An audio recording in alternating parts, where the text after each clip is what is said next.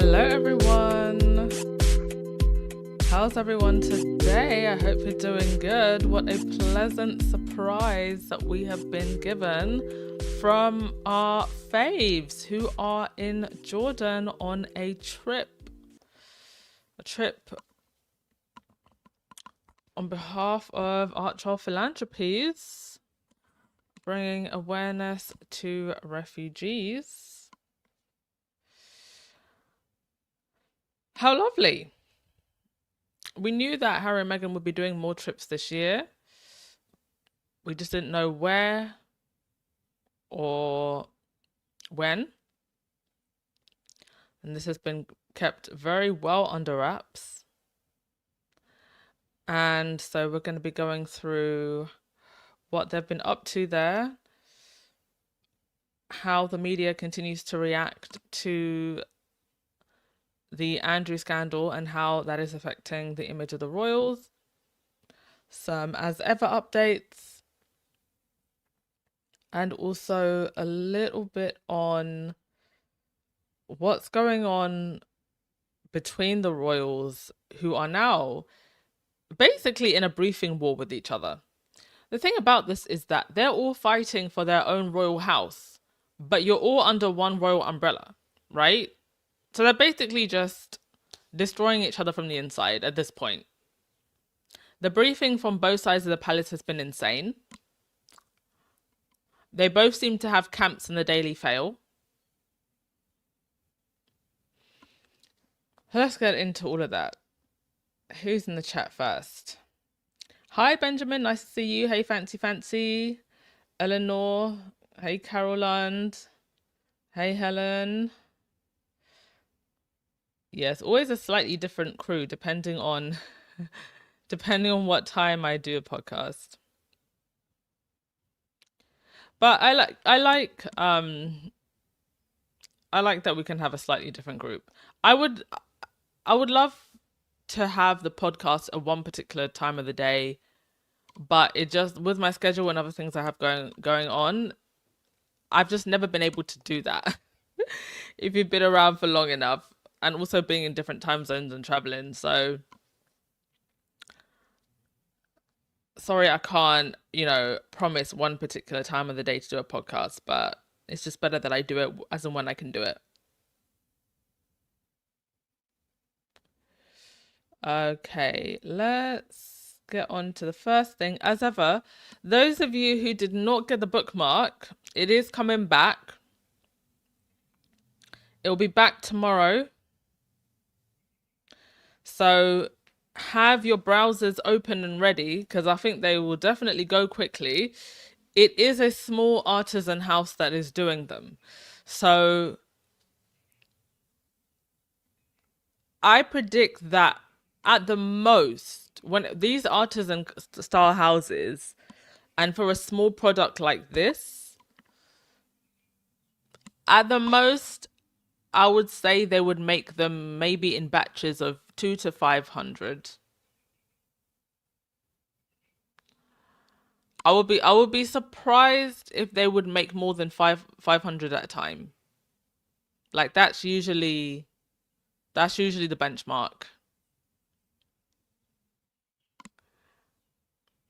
Unless they expand their operations. And Meghan does have that effect on brands. You get so big that you literally have to expand your operations. I wouldn't expect more than that. Just from my experience working in fashion, because Meghan went for a much smaller artisan house. But it also means that you're getting quality. So that is coming back, and get ready. Hopefully they've maybe even got them in more colors, because the house that she is working with to make these, they do make other styles of them in different colors, and they do all kinds of different colored leathers. So get ready for that.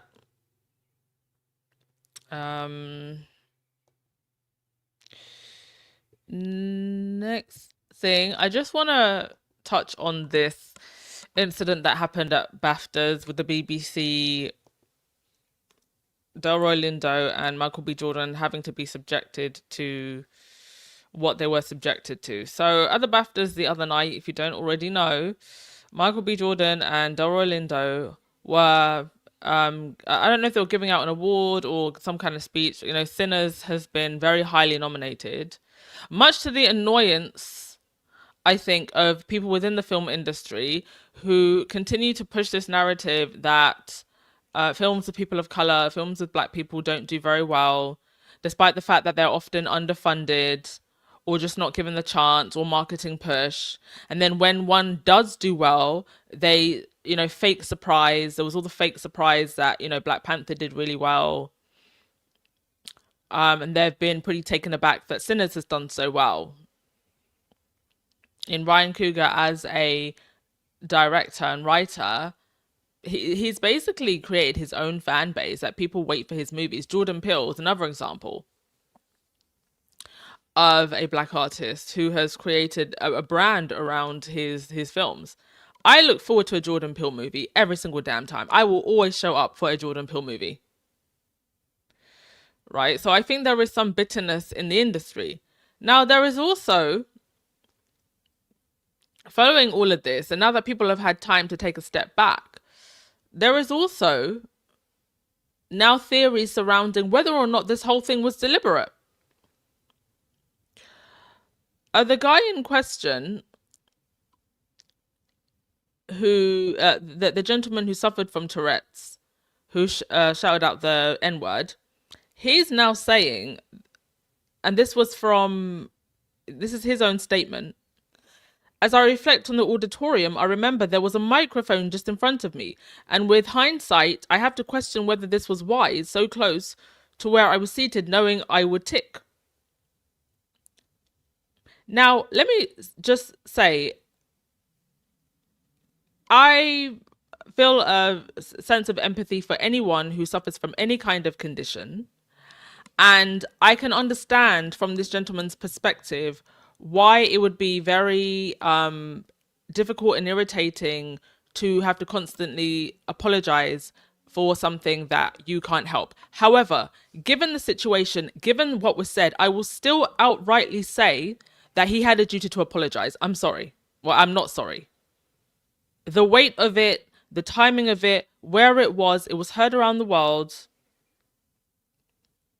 I will still say that it would not cost him anything to apologize, because this isn't just about the two gentlemen on stage that were disrespected, the people in the auditorium that was. This is something that's now carried, and we all, as people of color, as black people, have to now absorb all of this, have to absorb all of the rhetoric telling us that we shouldn't feel offended by this.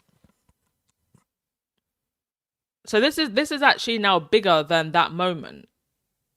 With all of that said, the BAFTAs and BBC had a duty of care to this man. And if it is the case that a mic was right next to him at a live award show, that is diabolical. That is unforgivable. That is a great failure and a duty of care to this person. You knew that this person had this condition. And then on top of that, you put a mic in front of him. You had a 2-hour delay to edit what was said out. They apparently edited out other offensive things that were said. They also edited out somebody talking about Palestine, but they didn't edit out this. At this point, you're not going to convince me that perhaps there was an agenda by both the BAFTAs and the BBC. An agenda to embarrass a group of filmmakers, black filmmakers, that have had a hugely successful film. An agenda to use this gentleman in order to create some kind of controversy, to either get some kind of PR, because if he didn't shout out the N-word, he would have shouted out something else. So we would have had a whole hoo-ha regardless. It's just because of the weight of what he said has made it blow up even more. And with all of that and all of this hoo-ha, we're no longer talking about Andrew. We are no longer talking about Andrew. I saw a report yesterday that the police had concluded a search of Andrew's house. I don't know what they were searching for, but the investigation is ongoing. But no other follow-up. On top of that, you also had Google, whose AI generated news alert included the N-word. So if you ever needed evidence that AI has inherent biases, well, there you go. Sophia Noble's Algorithms of Oppression, go get the book. And then in the statement from BAFTA, they thanked John, the guy who suffers from Tourette's. 3 out of the 5 paragraphs were about him and centered him. They thanked the man who said the slur.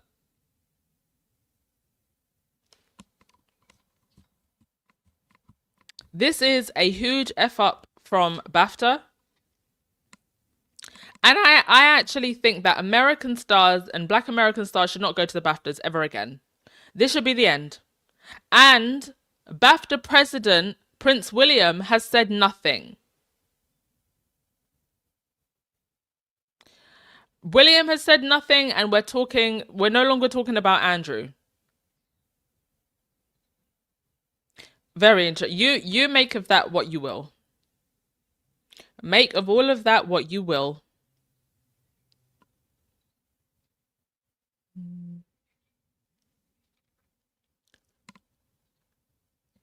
Benjamin, you said, is tiring always being the one to extend grace? Not my words, I wish they were, but I agree with the sentiment.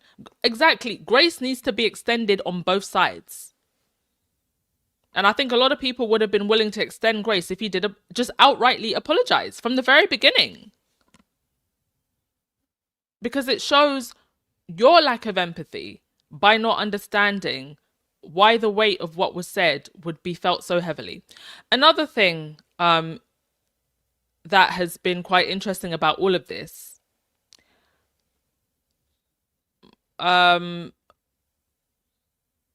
somebody made a point that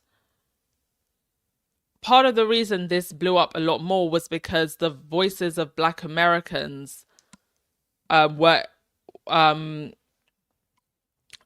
heavy in this conversation, because we have an American star, and that if it was 2 British people, this maybe would not have become the conversation that it did. Now, one has to recognize that the population of Black people in the UK is a lot smaller, and the culture in the UK calls for a never complain, never explain kind of culture, keep calm and carry on kind of culture, even when you've been disrespected. So I do think the fact that we have 2 American stars, even though I think Delroy might be British American, but Michael B. Jordan is certainly African American, has changed the tone of this conversation greatly. And I, quite frankly, am very grateful for Black Americans for the way in which they have spoken up and spoken loudly about this. More so that you had American stars disrespected on a British stage. And the president of BAFTA has said nothing. If you're American, if you're Black American, you shouldn't go to the BAFTAs ever again. The level of disrespect.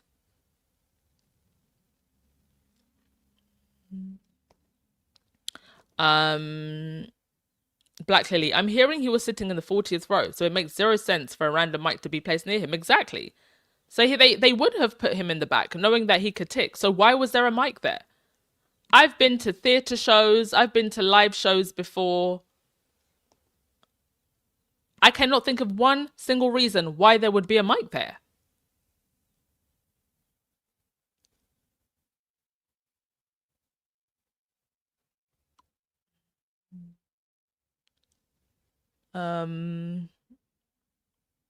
Cookies and cream. I wouldn't be surprised if that family was behind this to cause a diversion. Well, Either way, it's caused a diversion. Guys, if you're seeing ads, I believe that the longer ads are skippable. So you just skip the ads. It's fine. YouTube is now running ads during lives. That's now a new feature.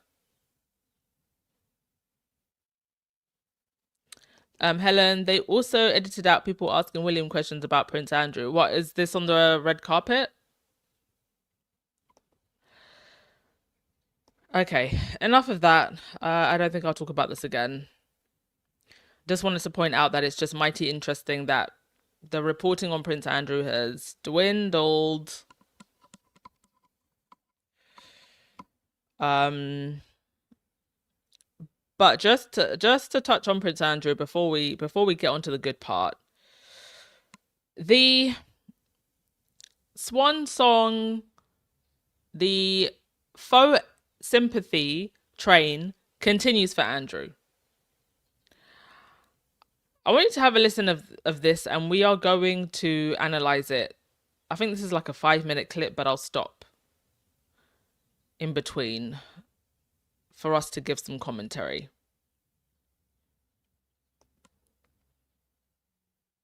Is it time for the king to cut him off financially and force him to fend for himself? Mike, what do you think? Well, the problem is, excuse me, Andrew hasn't got any money. So if you cut him off financially, you are then leaving the whole future of the royal family to fate. I think it's better to have him inside the tent. So now they're admitting that basically this is all going to crumble because of Andrew. There, you heard it right there. Andrew's a liability and they know it. Here's my suggestion. Not that I give a flying 2 cents about what happens to this man, but here's what I suggest. You know what I think they should do? They should maybe put Andrew in a tiny little cottage somewhere and give him the same amount of money that someone on benefits would get, since he's unemployed. Let him live on benefits like everybody else on benefits in the UK. How about that? I think that's a pretty fair deal. Give him the smallest cottage. I mean, they can't put him in a regular council flat somewhere in the middle of the city of London. Can't be doing that, because someone will try to attack him and the cost of security would be a lot higher. So find some little tiny cottage somewhere, a nice little 1 or 2 bedroom, nothing fancy because he doesn't deserve it, and give him the same amount of money that everybody else who's on benefits in the UK lives on. There's nothing that says that this idiot needs to be given a luxury lifestyle. If anything, I think he should have to live like everybody else who is on bare minimum wage or unemployed, since he is unemployed. Why are we acting like we have to continue to give this guy a plush life? Let him live like everybody else. That might actually be a bigger dig to his ego than being in prison. But prison is where he should be. Let him live like everybody else. That's actually Andrew's version of prison. Having to live like a normal person. That's hell for him. Because in prison, he'd probably be put in a high security prison and still given perks and privileges. Anyway, prison is where he should be. Let me not give them ideas. That's right, then outside the tent. Because if you cut him off financially, where will he go and get his money then? Well, he's got a pension. He can go to the same unemployment bureau where everybody else goes. What's it called? Universal Credit. The job centre. And if he still has his pension, I mean, I don't think his pension will be any more or less than the average person who was, I think, was he in the Navy? Barely served. So I don't even think that pension is a lot. He barely served. So if he does have a pension from the army, it must be tiny. He's got a pension. He could sell his from the Royal Navy. He could sell his of teddy bears about on Vinted. 13,000 a year. No, what I'm saying is, Well, that's what everybody else has to live on that isn't. Okay, so he said the pension from the Navy is about 13,000 a year. And the lady just said, just like everybody else. Exactly. Just why does he have to live a lush life? He's done everything that shows that he doesn't deserve to live a lush life. So, if you don't want to put him in some tiny little cottage and give him universal credit like everybody else who's unemployed in the UK, put him in jail then. Those are the two options. Pick one. Tell Andrew to pick one. what I'm saying is he would then be tempted to take a big offer, probably from America or somewhere else around the world, to tell my story, Andrew, and that would cause untold damage then to the future of the Royals. Sounds like a plan. I'd be ready with popcorn, wouldn't you? Wouldn't you be ready with popcorn? Heck, I'd be ready with popcorn, some as ever wine. Hopefully by the time Andrew decides to tell all, as ever wine is doing shipping overseas. So I can have my as ever wine. Hopefully the crepes will come back and we can have a full feast and watch Andrew My Story. Somebody call Oprah. I mean, here they are literally admitting that they know that he's a liability. Which is why the best thing is to actually just send his ass to court, have him have his day in court, get that guilty verdict and throw him in the slammer. Then you don't actually have to deal with him at all. But they know if they take that route, then he might talk. Mind you, I don't think an American outlet would actually pay for his story. Knowing what he has done and what he is connected to regarding the Epstein files, I don't think that an American outlet would actually pay. I don't know if anybody would actually pay. I'd be very surprised if anybody would, at this point, be willing to pay any money.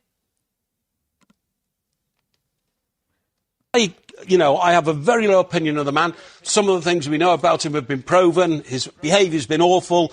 He's said that he's not been guilty of anything he's been accused of recently. We have to accept that while the process is going through. But I want to keep him contained. I want him to spend the rest of his life on that farm in Norfolk. It's a very cheap way of making sure he doesn't cause any... You know, he's saying that as if the farm in Norfolk is a tent. It's a farm. It's a whole estate. And it's certainly not cheap. And it's not small either.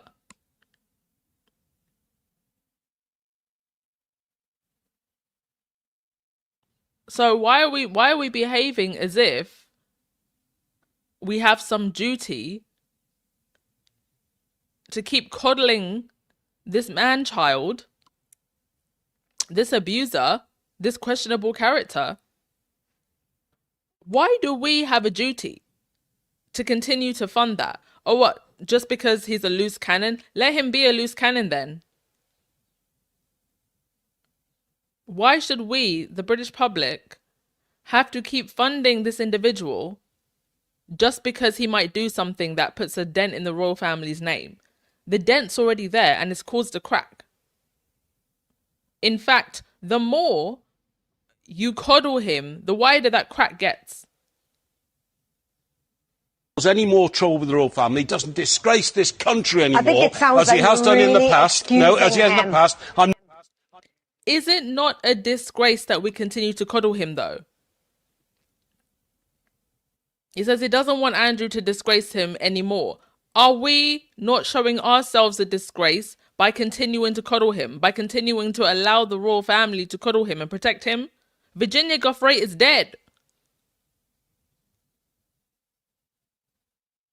everything. I think it sounds like that, and I think I'm that... not excusing it. I'm a royalist and I hate what he's done No, to the but royal family. Mike, it sounds as if, if this was a normal person, Joe Bloggs, they wouldn't be given so much, What would you have him do? Live in a tent? You're giving it... Well, yes, actually, you can say... Yeah. I mean, how many acres is on Forest Lodge? You could put a tent on there. There'd be enough security to make sure somebody doesn't, scale the fence and unalive him or something. But he'd still be on royal grounds in a tent. You can sell his teddy bears on Vinted for all I care. The fact is, but that's not with practical. King Charles, it is practical, actually. practical. It's practical. The fact is, King Charles, there's not much transparency when it comes to the monarchy's money. We don't know where it's coming from, who they're paying for, and also, is this not a... She says there's not much transparency. There is no transparency. None. And apparently, the money is never enough because you've got Charles running around getting cash money bags.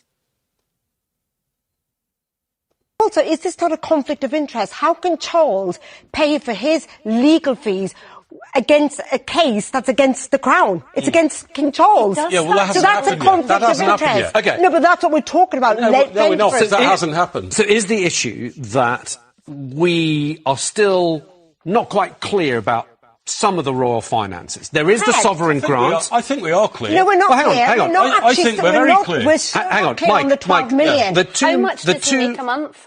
Well, the Duchy of Lancaster has now passed to Prince William, OK, which is an enormous amount of revenue and income. The King himself has a fortune invested in the... Like, for instance, when the Queen died, she left a huge amount of... Let's be clear. The Duchy of Lancaster provides funds for the King. Yeah. It's the Duchy of Cornwall that provides funds for William. the heir, which is Prince William. Yeah. Now, those are in the tens of millions. We know that the King's personal fortune stands at around 610 He's an extremely million wealthy man. pounds. So there is extreme and the wealth. late Queen's fortune is similarly huge. Sure. We should also mention that the proceeds from the Duchy of Lancaster...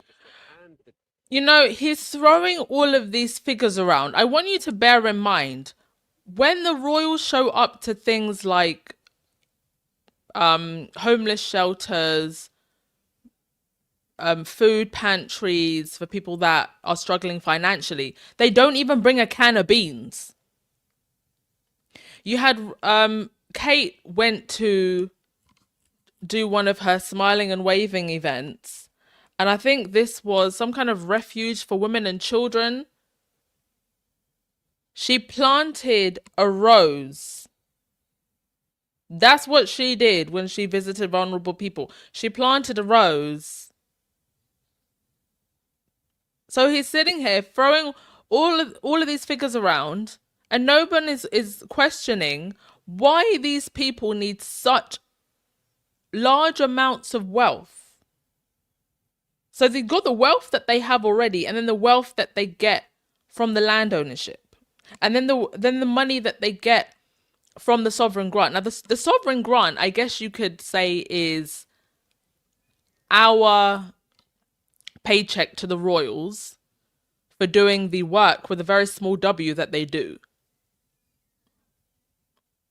When Anne goes to a crisp factory,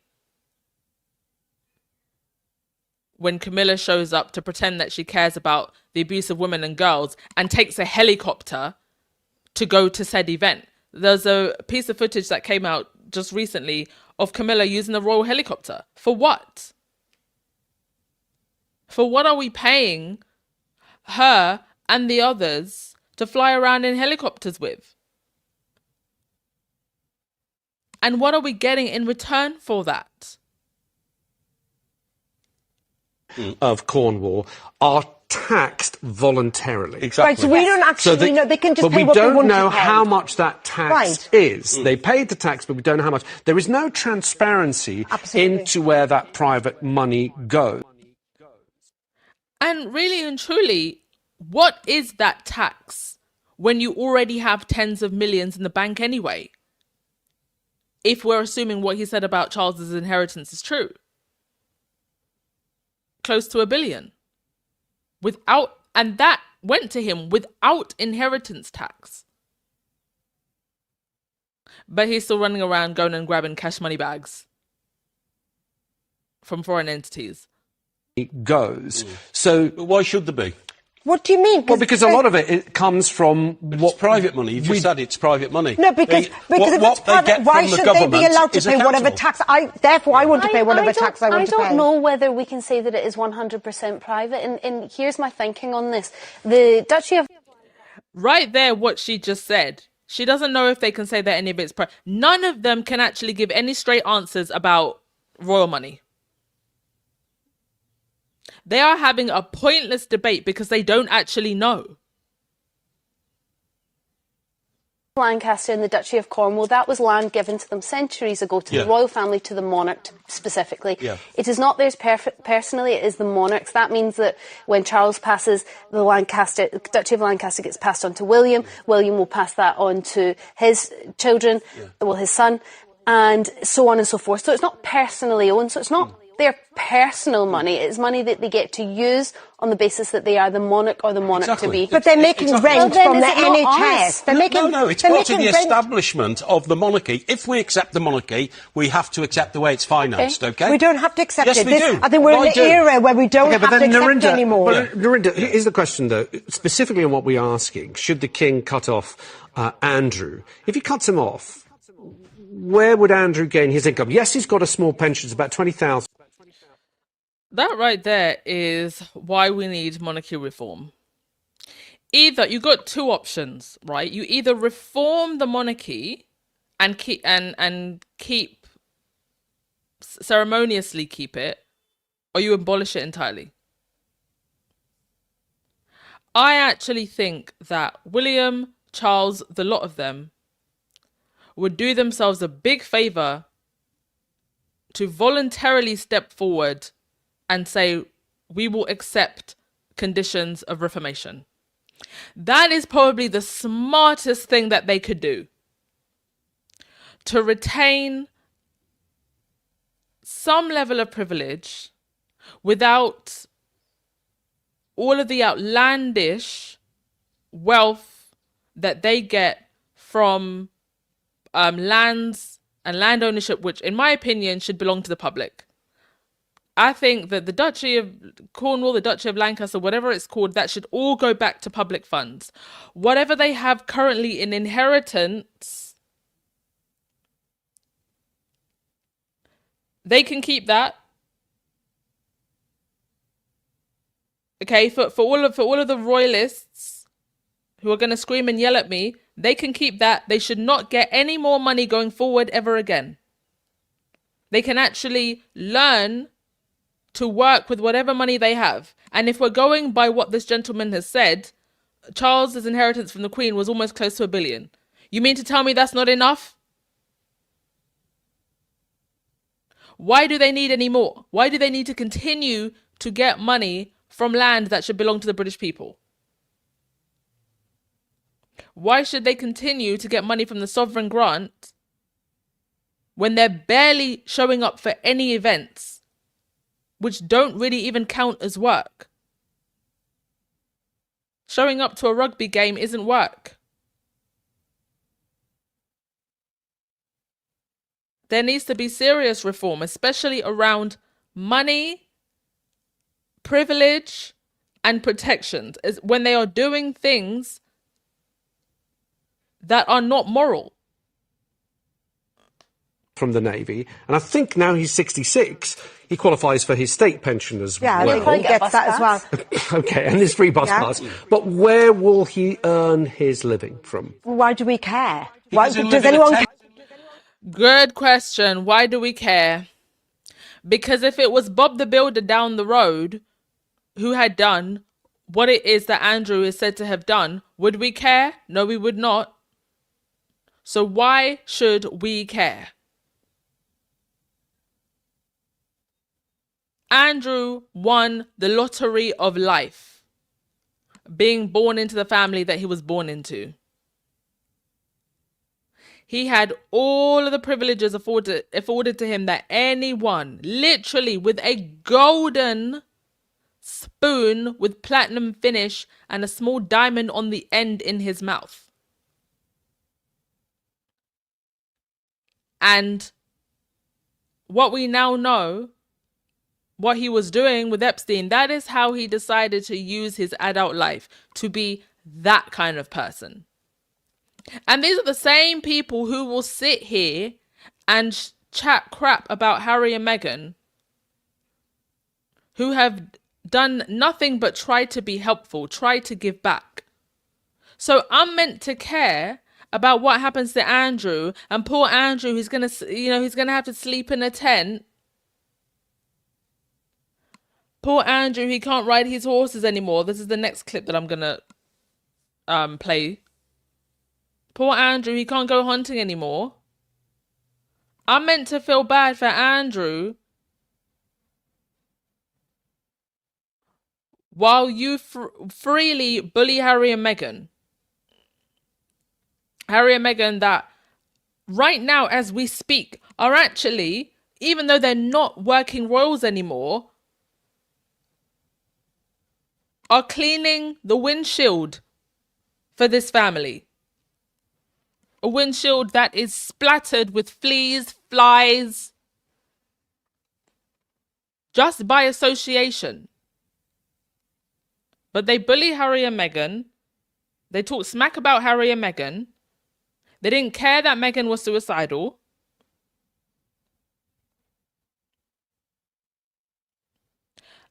Harry and Meghan are earning their own money now. They're doing charity work without having to pull money from no sovereign grant. And they get bashed day in and day out. But you want me to feel sorry for Andrew? Get real. Does anyone care? We're so that people do live in tents and we don't care. So why should we care about him? So you think he should be made as a trade? Exactly. If you go to central London right now, tent encampments are popping up. I think I've mentioned this on the podcast before. I never saw that growing up in London. Maybe you see one tent over here, one tent over there. Now you got a little encampment around where was it that I saw?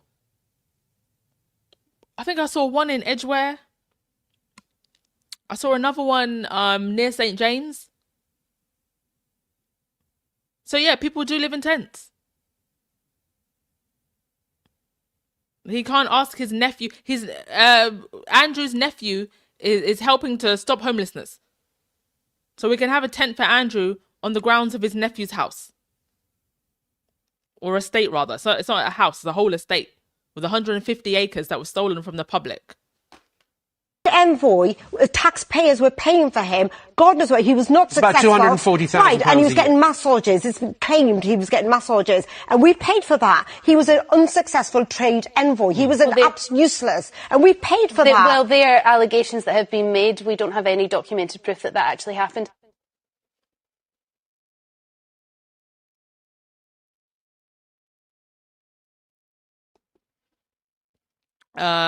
I don't know. Okay, I don't know if that finished or that just cut out. But anyway, I think we heard enough. I think we heard enough, and my point was made. Utterly silly, and this is the sympathy train that they keep on trying to keep going on the tracks. I don't feel sorry for Andrew. Benjamin, you said, I wonder if Charles money launders for people high up in the establishment. How much does one need? Meanwhile, Harry, who is rich but broke in comparison, just donated 500,000. That is actually a very good point. I mean, carrying around cash money bags, that is usually a sign of some kind of money laundering. And I think that we sometimes assume that people in these circles would not engage in things like money laundering, drug dealing, like stuff like this, trafficking, but actually their privileges allow them to cover up these things and move money around undetected.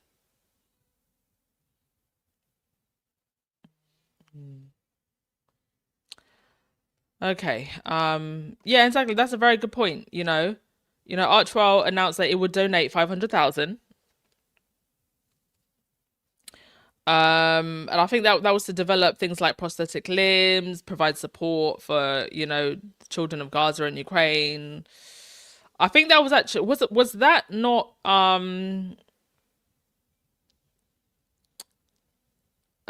split up into various different grants? So it would go to like different groups within those causes. But yes, I think it also just shows actually how much money Harry and Meghan are making independently, and they've got their hands in so many different things. Harry has a role at that big organization. What is it? Better Up. Meghan has, as ever, they've had the podcast, they've had Netflix, they're producing appearances, they get appearance fees. I mean, they've got multiple forms of income. Helen, you said, Anne, can you please do another talk with white lady, forgotten her name? She's really knowledgeable about the royals. Yes, that is Catherine.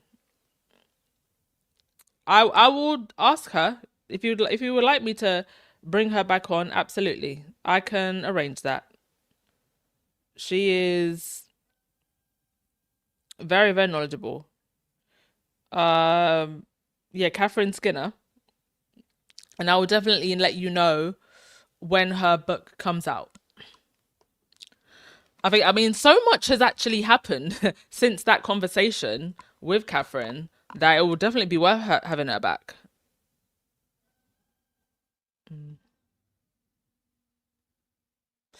Oh yeah, better still, Andrew can live with his favorite niece. Why can they just not live with Kate and William? I mean, if Andrew is innocent and he's not a creep, they wouldn't have an issue having him around their children, would they?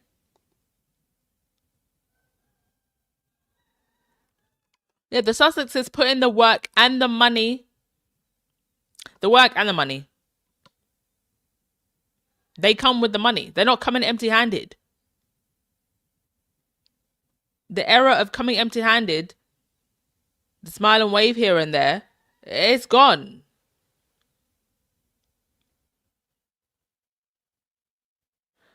Okay. Let's have a look. Nelima, you said Warren Street Station in London, Goode Street, literally 5 minutes away from Centre Point. More than 20 homeless people sleeping in a tent. Yeah. It's literally, it's popping up everywhere now. And I know I'm not imagining things. I never used to see tent encampments growing up in London. I never used to see it. And it's not surprising when you also look at the cost of living of everything, austerity measures. So a lot of the funding that would go to helping people get back on their feet, that's gone. The jobs market crashing. Got AI taking over. I know people who have 8, 9, 10 years of experience in, say, marketing. One woman I know, she's now working part-time in Jigsaw, and that's all that she could get. Not because she's not capable, not because she doesn't have the experience, not because she doesn't want a job. That is literally all that was available to her. Somebody with 10 years of marketing experience. Another friend of mine, again, almost 10 years of marketing experience. She had to apply for 500 jobs, got one job. Her team of that company, only a few months later, was made redundant, had to go back on the job market, apply for a bunch of 100 other jobs before getting a job again. So she was lucky. But she had to go through all of that. Now, can you imagine how demoralizing that is? And what does that say about the current state of affairs? So when William says, oh, I'm going to end homelessness, it is such an insult to our intelligence. Because it's not just about taking people off the streets. We have systematic issues that need fixing. And those issues need to be taken to His Majesty's government. You don't just stand there and say, I'm going to end homelessness. I'm going to end homelessness while you're living in Forest Lodge. You've taken away 150 acres from the public for them to walk, but you're going to end homelessness. They are taking us for fools while trying to make us feel sympathy for Andrew, who poor him, oh woe is him, apparently is banned from horse riding because it's bad optics. They've only just realised now that it looks bad for Andrew to be trolloping around on a horse, the ultimate symbol of wealth, disposable income and disposable time, where everybody else is doing overtime, trying to pay the gas bills that are going through the roof. Andrew's trolloping around on a horse on his royal grounds. And they've only just realised, apparently, this week that looks absolutely terrible. Story about banning him from horse riding. I mean, if that felt to me almost like telling somebody they can't go for a walk. Well, indeed, but what royal aides are concerned about, according to the Sun newspaper, is effectively that it is a bad look for him to be grinning, him to be smiling on his horse like he had been previously. There was this picture of him in late January where he had been horse riding, and a source has told that newspaper that since his arrest last week, he has been ordered not to go horse riding. It's considered a bad look. They don't want him grinning, smiling on a horse like he was in Windsor. But this source adds... And doesn't it just show the extent to which Andrew does not feel like he has done anything wrong, that he would happily go trolloping around on a horse? That he wouldn't stop to think himself, this looks bad. That I'm shoving it in everybody's face. That my privilege protects me and I'm just still allowed to do whatever it is that I want. It was one of the few things he actually enjoyed doing. So what on earth is he going to do with all his time? So effectively, this source wondering whether there's much else he enjoys doing. Other people suggest perhaps he can read Virginia's memoir. That's what he can do with his time. He can read Virginia's memoir. We can give him the top 100 of the best feminist books of all time, so he can sit with himself and his thoughts and recognize what a diabolical piece of crap he is. And perhaps, in the words of those women, he can gain a slithering of empathy for what men like him and Epstein do to innocent women and children. That's what he can do with his time. How about that? But certainly not riding around on a horse. That perhaps he'd be spending a lot more time indoors when, of course, he doesn't want to be pictured by any paparazzi at the moment. And the last image we, of course, have seen of him was that extraordinary image as he left the police station in the back of that car, which I'm sure everybody has now seen. This story about banning him from horse riding. You know, what does it say about the British mediascape that you have a woman like this talking on, I don't know, I think this was, gosh, was it BBC? It was either BBC or Channel 4. Talking so calmly about the ex-abuser Andrew, who will not be allowed anymore to ride on a horse. And we have to think very carefully, what is it that we're going to do now that Andrew cannot ride around on a horse? I mean, what does it say about our media landscape that you have a woman talking about a man who stands accused of abuse with such calmness? Like, and with such sympathy. There shouldn't be anything other than fuming rage. And the fact that there isn't within the British media establishment tells you everything. It tells you everything. Also, before I move on, I just wanted to highlight this from the Times and the Sunday Times on Twitter. They wrote a whole article on why they do not allow comments on their stories about Andrew. They also had the audacity to put this article behind a paywall, which is why this gentleman over here asked Gork to analyze the article for him and explain why the Times don't allow comments on their stories. Thankfully, Gork was able to somehow see past the paywall and said, according to the Times' own feedback piece by Rob Nash today, it is due to legal constraints around the active police investigation and arrest of Andrew. UK sub judice rules mean comments risk contempt of court by potential prejudice proceedings, not deference to him or the royals. They disable them to stay safe while covering the story. I don't believe that. I don't believe that public commentary would go towards ruining anything in court. Because to me, there's no difference between me tweeting that under a comment and me saying it out loud from my mouth, making any type of comment about this case. If I'm not on the jury, if I don't have anything to do with the case, why would what I have to say mean anything in a court of law? That's complete BS. Because when it comes to Meghan, anything and everything is allowed to be said. They don't turn off the comments. And it doesn't explain why even outlets like Sky News, if it's anything to do with William and Kate, if it's anything to do with Andrew, anything, not even anything to do with the court case, they'll turn off the comments. Any article at all. What does that have to do with any of the police proceedings? Because they even turn off the comments on other articles that have nothing to do with his arrest at all. So that, to me, that is BS. The reason they turn off the comments, the real reason, is because they don't want other people to see how mad people actually are about what's going on with Andrews and the royals. That's why they turn off the comments.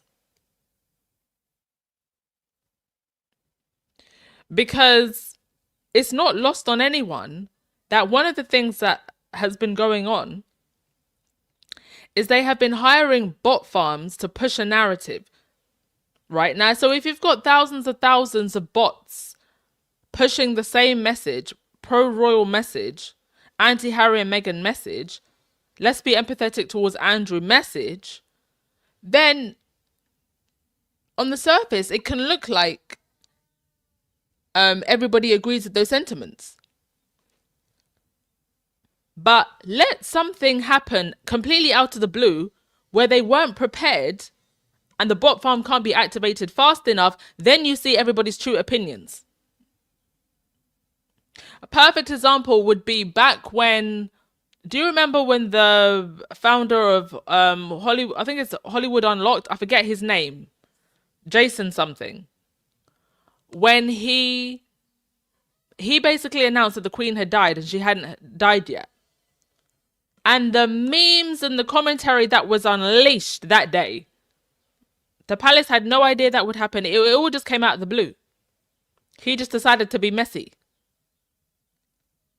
And what was unleashed that day on social media? People's true feelings about the Queens and the royals.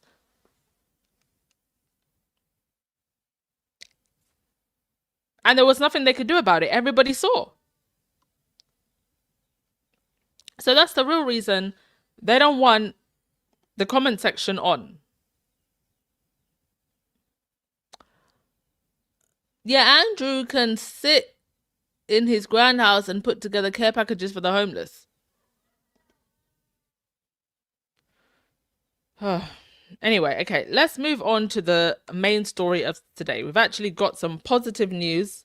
Gosh, I've spoken for almost an hour about that. My gosh, I am so sorry, folks. But I hope you can hear the passion and why I felt the need.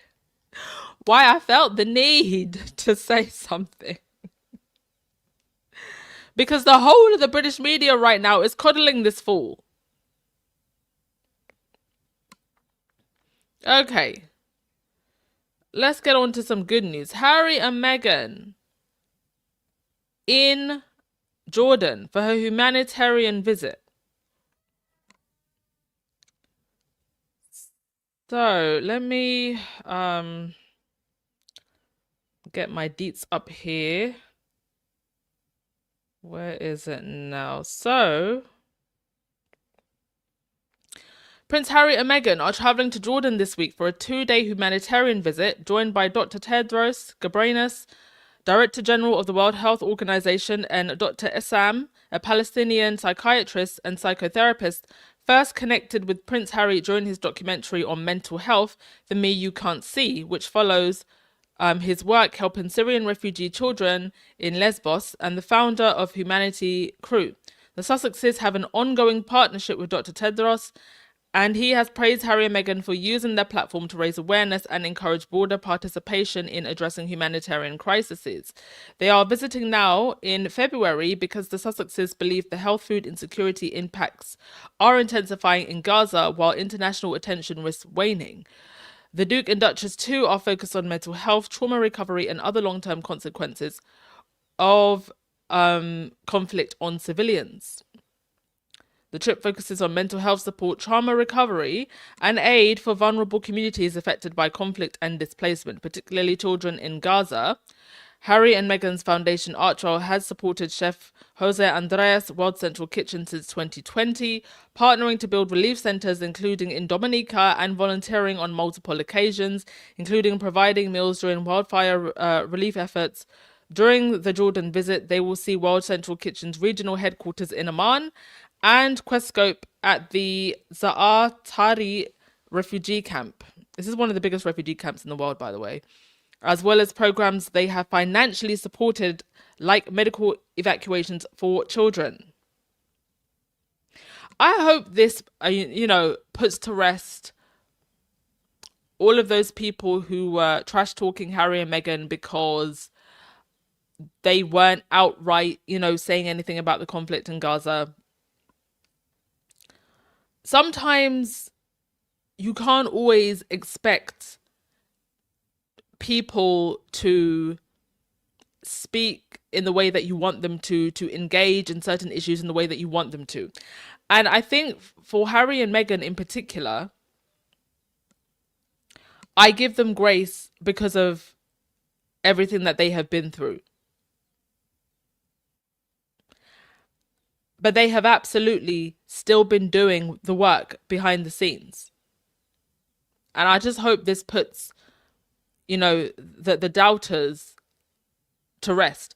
I'll never forget when that whole issue happened, with that women's center, when they had to pull out the funding because they had put the Star of David on a swastika, right? And you had people like Murad Merali, very disappointing, Huda Beauty, criticizing Harry and Meghan.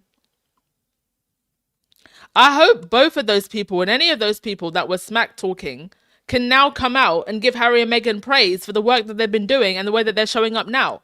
The people who were shouting the loudest and talking smack about Harry and Meghan then, are you going to come back and correct what you said and give praise where praise is due now?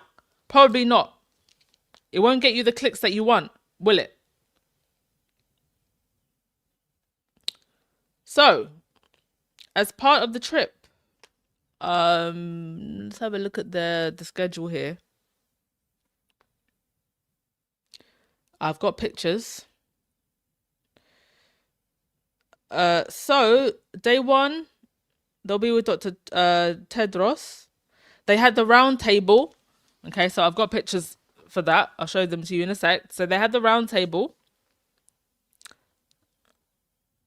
They are visiting initiatives that they have financially supported. So let's just be very clear about this, because it's very important that we highlight this.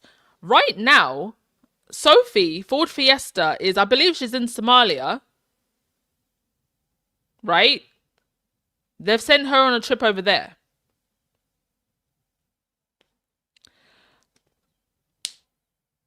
She will be there dancing around and smiling and waving. But the initiatives and the people that she's visiting, I don't believe, and I have seen no evidence to suggest, and this is typical of all royal tours, that the royals are giving any money for those initiatives when they send out the royals for these tours. If anything, it costs the British taxpayer when we send royals out on tours. So here, when I show you the pictures that I'm about to show you of Harry and Meghan with these people, the initiatives that they are visiting have been financially supported by Archwell. They have not shown up empty-handed. And this is the big difference. quite frankly, if you're going to show up with nothing, don't show up at all. If you're going to show up and not follow through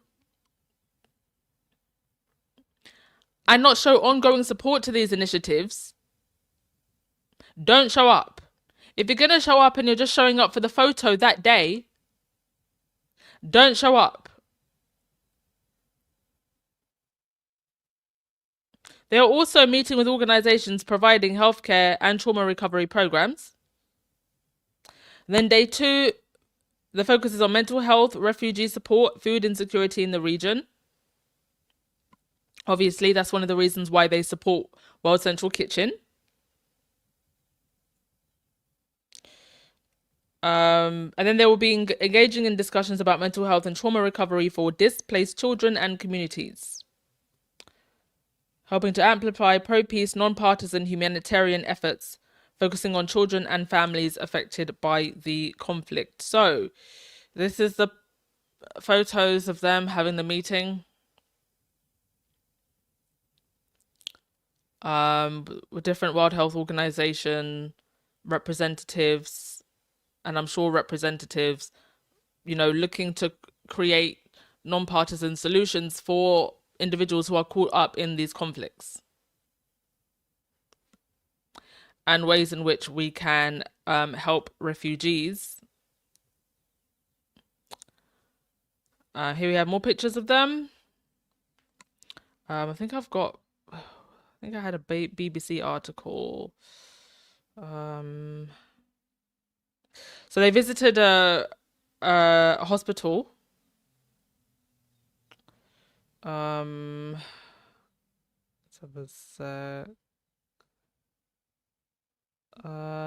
they also toured a youth centre run by the social development organisation QuestScope that provides a number of activities from art to photography classes, music and sport to engage young people to alleviate mental health issues, which you can imagine are absolutely sky high if you're living in a refugee camp. And so these are some of the activities that they do in the camp. I think where was the one? They were, I think, playing football. So they just try to, I think, make life feel as normal as possible, which is important when you're basically displaced. So they also observed teenage girls playing traditional Arabic music instruments and musicians performing violins and guitars. So these are all services that have to be, funded. They also met with Jordanian leaders and senior health officials. Now, somebody with a good eye actually spotted this. That video that Meghan posted of Harry getting his chocolate for Valentine's, there was a note from Reina of Jordan. Shout out to whoever spotted that. My gosh, what an eye. So, in terms of the finances, in September, Prince Harry's Archwell Foundation announced it would donate $500,000 to projects including the WHO to develop prosthetic limbs and provide other support for children from Gaza and Ukraine. The foundation, so it was 3 grants, including $200,000 to the WHO to support medical evacuations from Gaza to Jordan, $150,000 to the Save the Children charity to provide humanitarian support in Gaza, and $150,000 was to the Center of Blast Injury Studies to help its effort to develop prosthetics, and they can support injured children, particularly those injured from conflicts in Ukraine and Gaza. For the last time, if anybody from the Archwell Foundation or Archwell Philanthropies, as we're now calling it, can hear me, can you set up an Instagram? I am yelling, I am screaming, and I am mad. Because these are the things that the British media is not reporting on any of this. So people don't actually know, they don't know what Harry and Meghan are doing. They don't know the impactful work that Harry and Meghan are doing. I don't understand. I mean, As Ever has an Instagram. Why doesn't Archwell Philanthropies to this day? When Harry and Meghan were within the royal fold, you had the Sussex Royal account. So why don't they have an Instagram? I mean, they tend to do very detailed follow-ups on the Archwell blog, but who's reading that other than people who actually follow Harry and Meghan? If you put stuff on social media, that's going to end up on the feeds of people who aren't within our royal circle. I'll be honest with you, I'm reading this now. I had actually forgotten about this. So much news happens on a day-to-day basis. It's very easy to forget things. And so the average person who's reading the Daily Fail and reading rubbish isn't going to know what I just read out right there. What they are going to read is some nonsense about Meghan's jam and conspiracy theories about her candles not having a wick in them. Archwell Philanthropies needs to have a social media person. Because I think it is an absolute shame that the work that they are doing is not only is it not going noticed the way it should, I think people are really not understanding the difference in the impact that Harry and Meghan are creating on their own without public funds, while also donating their own money. And of course, the money that they're able to get from donors. There's also other donors that donate to Archwell, but they're pulling power as a couple, allow that money to come in. And they're giving money from their own pockets. They're not taking money from a taxpayer.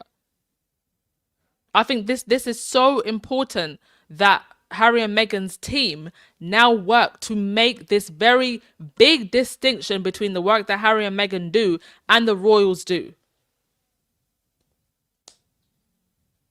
Because people need to see what is missing because they shoved Harry and Meghan out.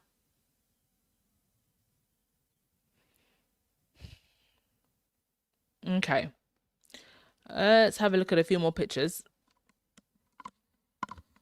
Meghan looked very visibly moved when they visited the hospital.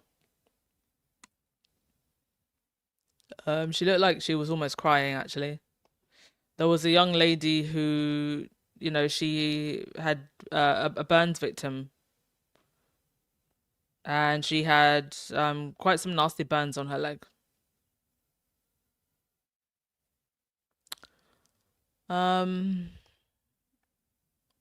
gonna go to a comments and then we'll keep it moving. Hi, Cookies and Cream. Hey, Connie Balmer. Hi, everyone, for coming in. Hey, T-Mac.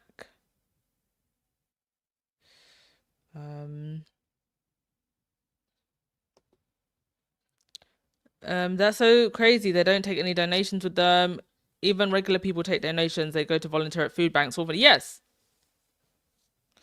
I think the one time I think I saw them take donations, it was like, I think they took like some old toys from the royal kids and stuff like that. But they have regularly shown up to food banks and things with nothing.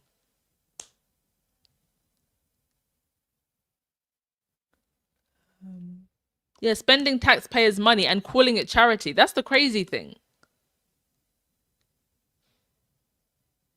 Insane.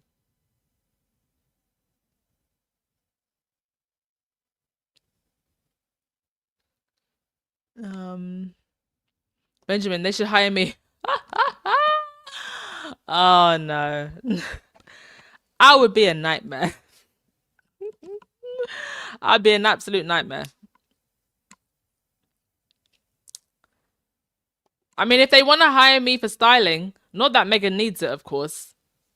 But if they want to do something different with styling, I'll give Meghan a baddie makeover and have Harry looking like a G. If they want to do something funky with the styling, I'm here. Otherwise, I think that Archwell, Harry and Meghan are absolutely fine. They don't need my crazy. Miss D, I noticed Archwell website looks like it hasn't been updated in a while. I think they just tend to update it as and when they do like public stuff. They're always doing stuff in the background. But when they actually show up for things, I've also noticed, is it just me? But I feel like some updates, let me just have a check, because there's something else. I feel like some updates get put on Sussex Royal and other updates get put on the Archwell site. Let me just hang on a sec. There's no, not Sussex Royal. There's Sussex.com. Let me just check. On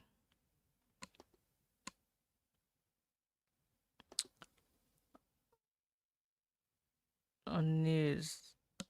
Okay. So yeah, okay, so I'm on Sussex.com right now. So there's an update from the stuff to do with Jordan. Whereas if I go to, let me have a look at Archwell, the Archwell website. So if I go to, okay, so the actual Archwell website was shut down. So you've got Archwell Productions and Archwell Philanthropies. Hang on. Okay, this is a bit confusing. So Archwell Productions is now its own website.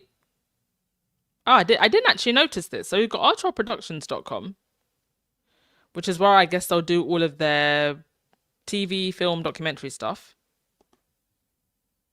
Archwell Philanthropies now has its own website, which is archwellphilanthropies.org. But there is nothing on this other than a homepage, a cover page. And they are using Sussex.com to do all of their updates. The Office of Harry and Meghan. If you ask me, I think that they should have they should have had one master website, right, which could be like a news feed for all of their stuff. And then if you wanted to have the separate websites, Archwell Productions, Archwell Philanthropies, fine. But okay, so I think I see what they've done. I think Sussex.com is the master site. And this is where you've got updates. Like today they've just posted about the stuff with Jordan. The other week they posted about the law change that was made, the social media stuff, big tech. And then they'll probably start updating Archwell Philanthropies and Archwell Productions with due time. Okay. So they've got the master site, Sussex. That's the master site. I'll put the link if you want to go and have a look at that. And then Archwell Philanthropies and Archwell Productions will be updated with due time, I guess. Okay, glad we've got that cleared up. Thank you for mentioning that. And the people and organizations that matter most know exactly what Archwell is doing. This is why they're being invited to contribute. Yeah, and I guess when it's all said and done, that's what matters the most. But it's just very irritating that people just don't have a greater sense of awareness of what Harry and Meghan are doing, while a false narrative is being painted. That's what annoys me. And literally just having an Instagram account would solve half of the problem. Because the charity work, even when it's reported, because of course they're going to report that Harry and Meghan are in Jordan, but the tone in which it's reported, the details that get missed out.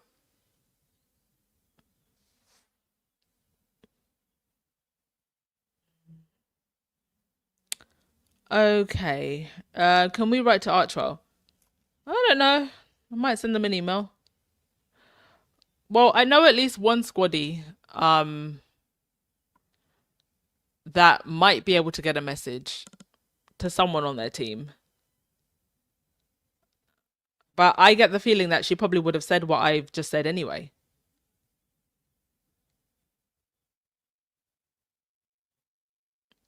Okay. Now, following this trip to Jordan, the Daily Fail is on their BS, and so is the Palace. So, the Daily Fail posted an article that said Harry and Meghan land in Jordan as they begin 2-day visit to highlight plight of people forced out of their homes by war. Very sensible, matter of fact, no BS, no spin headline. Quite shocking, actually, for the Daily Fail. All facts, no fluff and nonsense. Only for it 2 hours later, and thank you to Miss Anne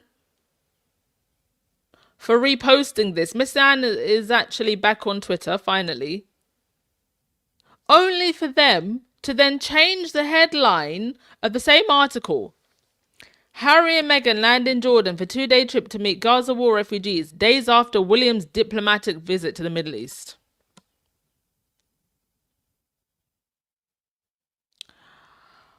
William continues to show his pettiness and jealousy towards his brother and sister-in-law.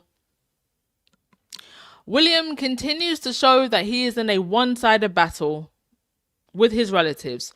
You are not gonna convince me that somebody did not phone the Daily Fail and say change the headline.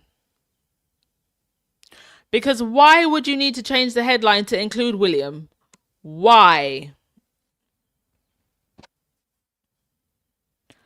So what if William was in the Middle East a couple of days ago? He was in the Middle East and I don't remember William doing anything impactful. I don't remember William showing up even with a can of beans.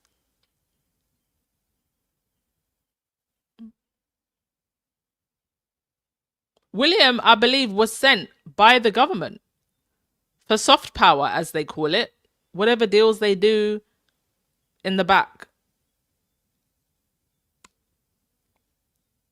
Harry and Meghan did not show up empty-handed.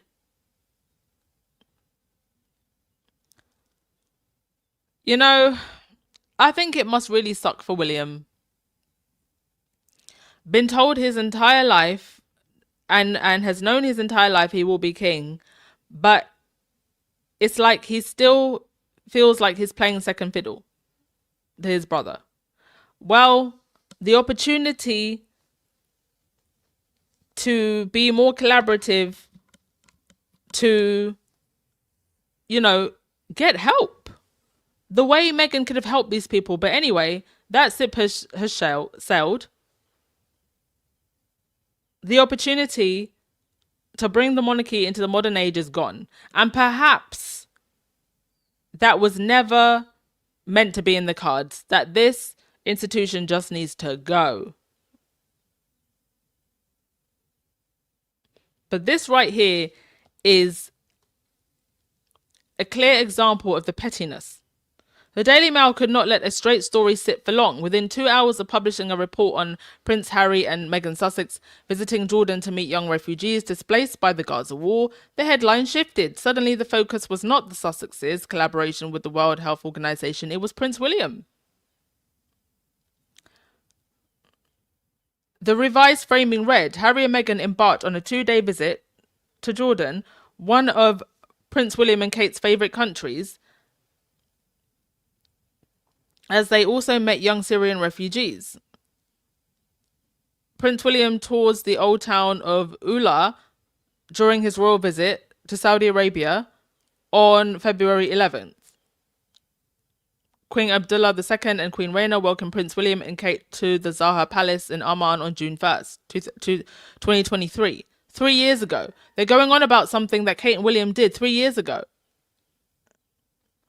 The two visits were not alike. Prince Harry and Meghan travelled to Jordan in partnership with the World Health Organization with support from the Archwell Foundation. Their programme focused on mental health care for communities affected by conflict and included time at the Zaatari camp, home to more than 80,000 Syrian refugees since 2012. Their record in the region did not begin with this trip. They have worked with Humanity Crew to provide trauma-informed support in Gaza. They have issued grants to help establish mental health emergency rooms in Palestine. In September 2025, Archroll confirmed further donations to support medical evacuations from Gaza to Jordan through the WHO and ongoing humanitarian aid. By contrast, William undertook high-level diplomatic engagements in the Middle East and met regional power brokers, including Mohammed bin Salem, a former partner of the Earthshot Prize.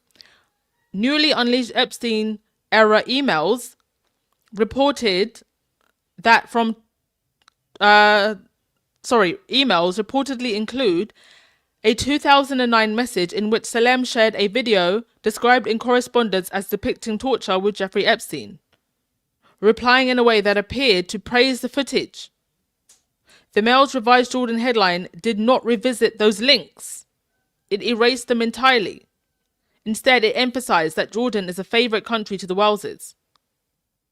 One visit centered on children drawing at shared tables, music sessions and modest classroom and football on a fenced pitch. The other revolved around palace receptions and elite alliances. The Daily Mail compressed both into a rivalry frame, even though the substance of the trips could not be any more different. Exactly.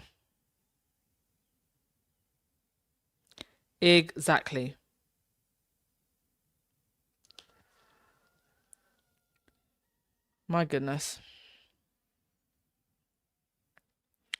All right, let me read your comments and then I think I had one more thing that I needed to get through. Connie Balmy, you said, with so much jealousy and envy, William may become mad. I think he already is. I mean, he sways around like a flag on some days. I think he's already there. I mean, I believe that part of the reason they had to bring in this Liza Ravenscroft from the House of Gryffindor to put some wizardry magic over this monarchy and tame William, because he's losing it. Yes, incandescent with rage. I mean, if you've been in these royal circles for long enough, you'll know that we had an era of William being incandescent with rage. You couldn't go a week without there being a headline about William being incandescent with rage.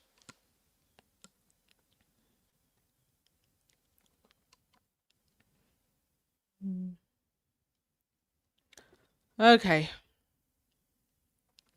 Let me just see. I hope I've showed all the pictures of Harry and Meghan. Have I showed? Yeah, I showed you this one.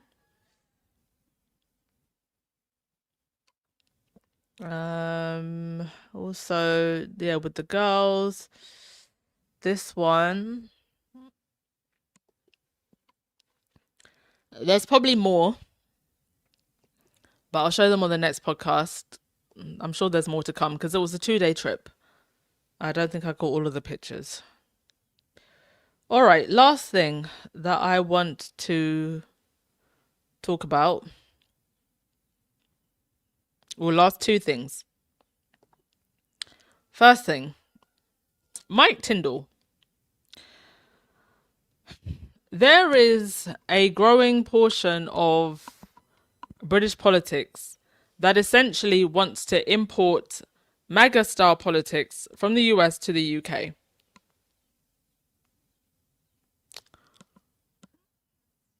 And one of the parties that is leading the way is Reform. Reform, formerly UKIP, run by the grifter known as Nigel Farage.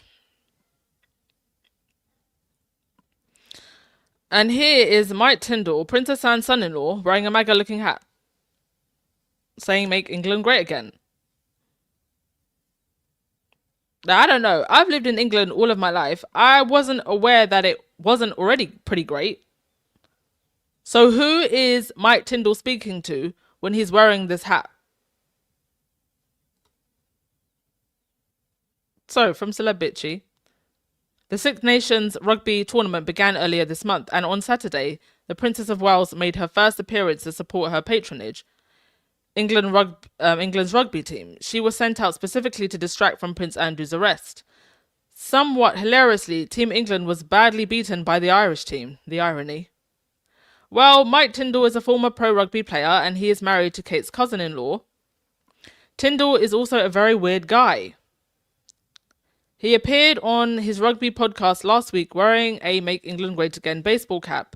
What's going on here? This is one of the reasons why I roll my eyes at a lot of British political commentary about Donald Trump. Like, yes, I am well aware that Trump is a hugely destructive political force and a fascist cult leader, but British politics shouldn't kid themselves. There are tons of ultra-right-wing British people who absolutely want their own MAGA-like cult in England. Tindall is a grown man in his 40s. He obviously knows what he's doing. Additionally, Tindall is coming in for a lot of criticism for what he actually said on his podcast.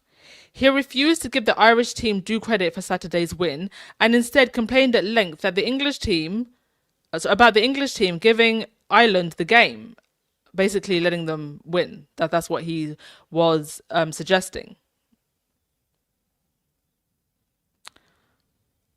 This is the same guy, by the way, that said that he wanted to punch Harry. Has he ever said that he wants to punch Andrew? Loser behavior. And all of this is the reason why the British tabloids now smell blood. And that invisible contract is on its last page. On its last page, on its last leg, it has slowly actually been being ripped up for a while. But now with all of this Andrew scandal, they smell blood.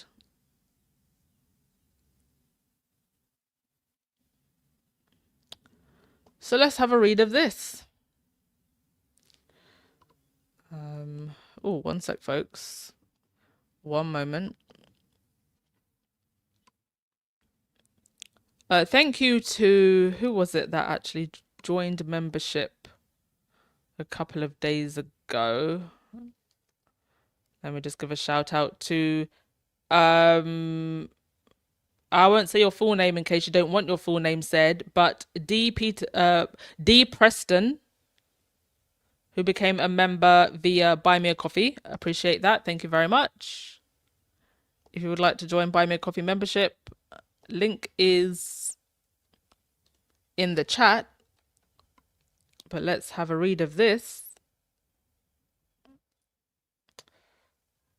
Cool cover, actually, whoever did the art. Last October, New Statements published a fascinating cover story in which they argued for the abolition of the British monarchy. They made a very well-reasoned argument, and this all happened during the unroiling of Prince Andrew and the release of the Epstein files. Well, following Andrew's arrest less than a week ago, New Statement is added again with another bold cover story on the crumbling House of Windsor. It's worth it to read the full piece, but here are some notable highlights. Andrew's arrest. The call is coming from inside the palace, and every single one of us can hear it. Andrew has taken the monarchy and dumped it in an acid bath, a very important role for which he is well qualified. We have learned in recent months that princes can be deprinced by a Labour Justice Secretary, that it is popularity based on polling, not the hereditary principle that buttresses the Windsor's continued survival. And perhaps very soon that the line of succession is for Parliament, not the palace, to decide. What kind of monarchy do we have now? A quasi-elective one.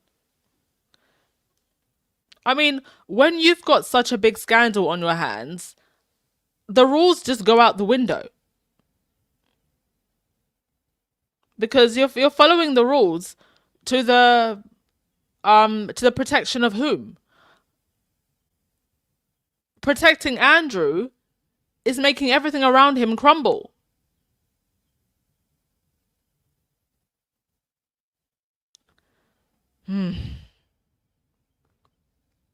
Things will never be the way that they are. Andrew, of course, denies all wrongdoing in connection with Epstein. He denies any personal gain from his role as a trade envoy. He is no longer a prince, a Lord Chancellor, or a Grand Master of anything over his £80,000 pound Range Rover and the 7 dogs and 2 staffs who live with him in photographer haunted exile in Norfolk. And then they go on to talk about, Charles's weak leadership and the fact that, William continues to make some rather odd moves. The heir has made some odd moves ever since the scandal around his uncle intensified. In a recent interview with the BBC podcast, William claimed that his mental health had suffered after a couple of years spent working as an air ambulance pilot, saying that he's carrying a lot of emotional baggage. Virginia Giuffre had so much emotional baggage that she killed herself. The tone deafness of this man.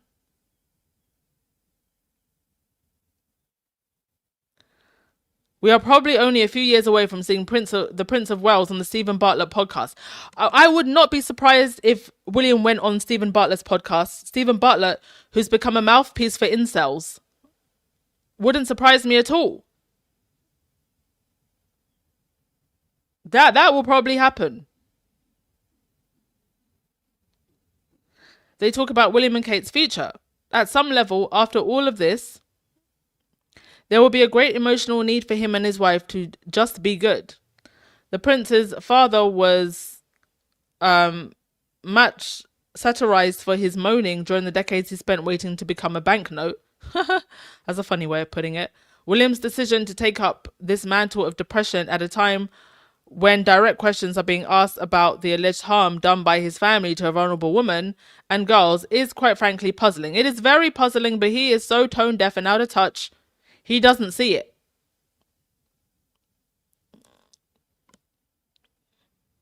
Royalists are yet to comprehend what the threat to William's succession and the firm actually is, beyond a potential trial for Andrew. In January, the Times reported that Prince Harry had won his fight to regain armed police protection.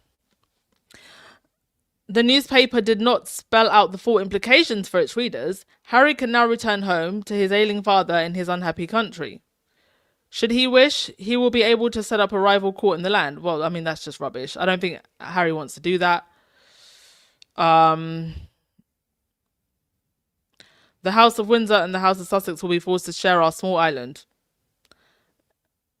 Do you know what? I find it so interesting that outlets like New Statesman can rightfully analyse things that are going wrong within the royal fold, but still feel the need to drag Harry and Meghan into a one-sided battle. It's incredible. When it's actually Harry and Meghan, if this institution was ever going to be saved, it would be Harry and Meghan to save it. But they still can't help but take digs at Harry and Meghan. Even though they can see quite clearly that the leftover royals aren't cutting it.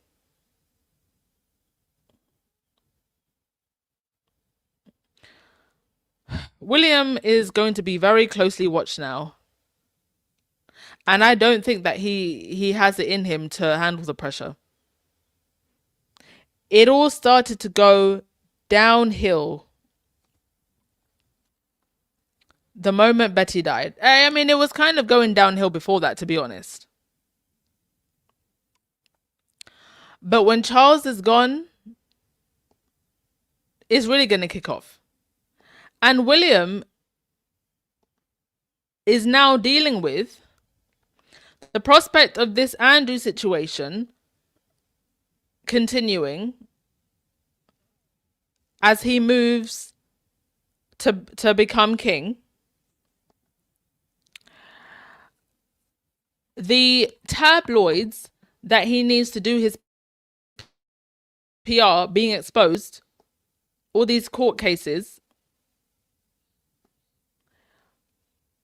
what appears to be a very strange marriage,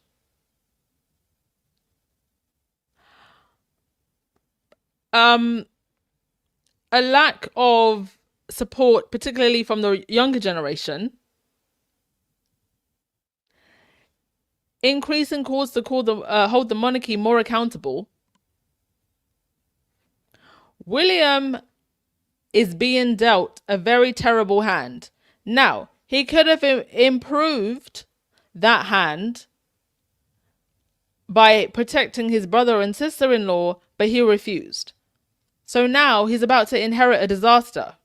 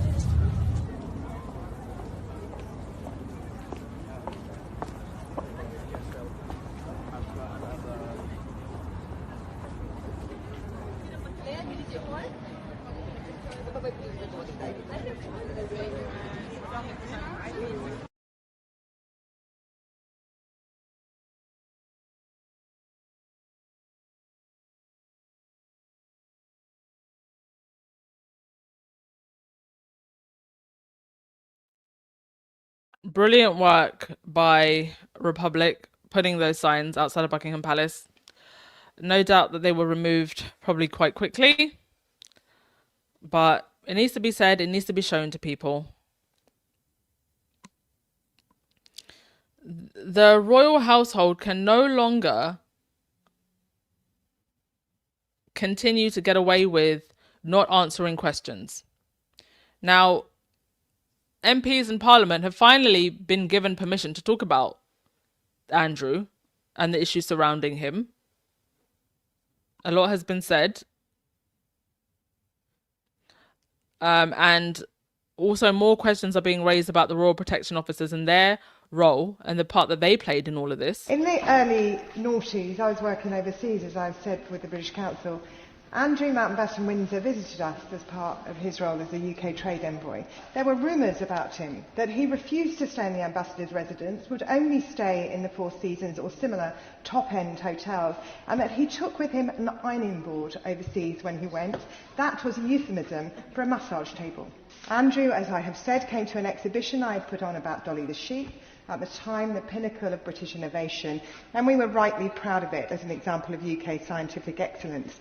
And one of my team, a young Japanese woman who worked for the British government as a member of staff of the British Council, her job, we paid her, was to promote the UK. It showed the then prince around with some Japanese dignitaries. Dolly the sheep, he sneered, it's rubbish.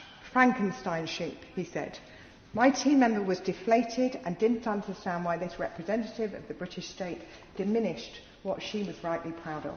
My late father-in-law, Air Vice Marshal in the RAF, was at a dinner overseas with Mountbatten Windsor on an overseas trip in the 1990s.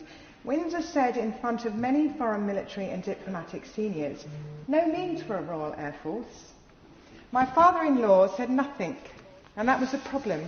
You couldn't because of Windsor's privileged position. That, Madam Deputy Speaker, is the point of this debate.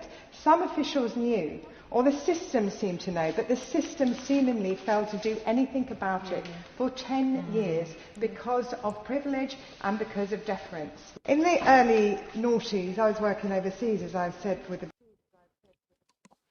There you go. They will send a Prince Andrew and put him in a very important position to represent his country, but you and I would have to work 100 times harder and be 100 times more qualified to ever get a role like that. Tells you everything you need to know. And they continuously sent this man out knowing that he was embarrassing us. Just because of the family that he was born into. Was he qualified? No. Did he even know how to talk to respect to people? No. Basic manners? No. Teeth brushed? No. Yellow as hell. And yet he was given that role. But they want to talk smack about Harry and Meghan. I mean, the contrast between the other royals and the way Harry and Meghan show up. Anyway, I think I've spoken enough for today. Thank you all so much for coming by.